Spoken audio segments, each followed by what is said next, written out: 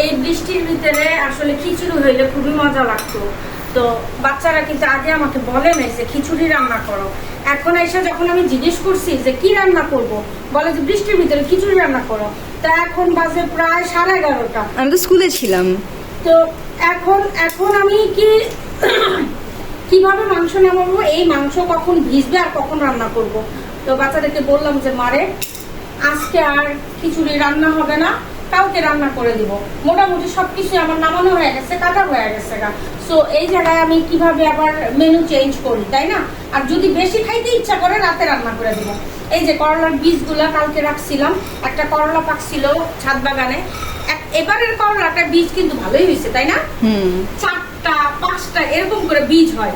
আর সেই জায়গায় কিন্তু এই যে করলার বীজগুলো কিন্তু এবার ভালোই হয়েছে, অনেক অনেক কয়েকগুলো হয়েছে। আমি মোটামুটি অনেক করলাই বীজ করছি এবার সবাইকে দেওয়ার জন্য। যারা যারা আমার কাছে চাইছে আশা করি সবাই দিতে পারো।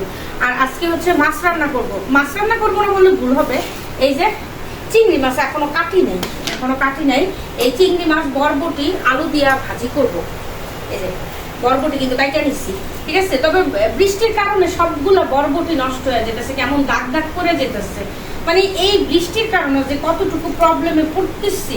আর ঢাকা শহর তো পুরা একটু পর পর নদী লাগে। আর এই ডিমগুলো আনতে আমার জামাই বেটার আজকে বহুত কষ্ট হয়েছে। এই পর্যন্ত পানি, হাঁটু পানি গিয়া তারপরে সেই শুক্রবার থেকে ডিম আনছে, ঠিক না? আশেপাশে ডিম নাই, তো ওইখান থেকে গিয়ে আনছে আর ভিজাইছে। আমি তো গতকালকে ভিজার পর চিন্তা করতেছি, আল্লাহ গো জ্বর যেন না আসে। কারণ গতকালকে বৃষ্টিতে ভিজা এই যে সবজি পাচ্ছিলাম, বেগুন, তারপর চাল কুমড়া, এগুলা চাল কুমড়াটা রান্না করবো। আগো করিস না। তো ডিম রান্না করবো আজকে। ডিমটা হচ্ছে একটু ভেজে তারপর হচ্ছে ভুনা করব।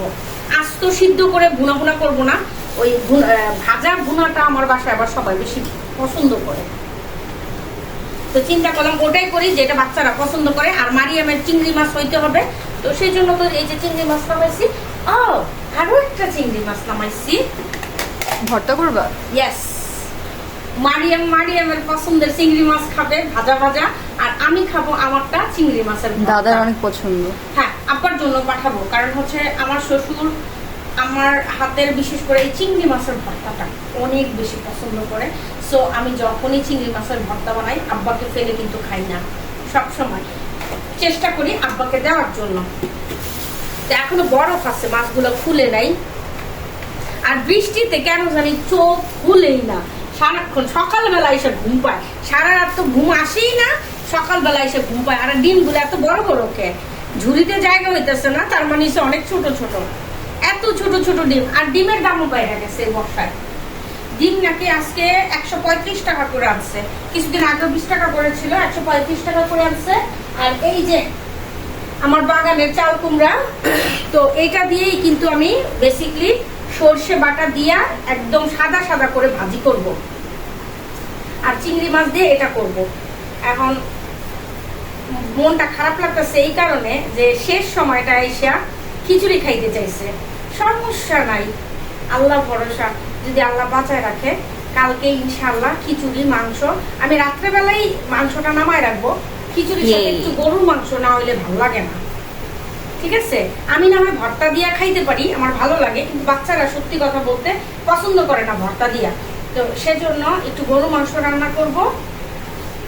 আর হচ্ছে ভুনা খিচুড়ি না সবজি খিচুড়ি।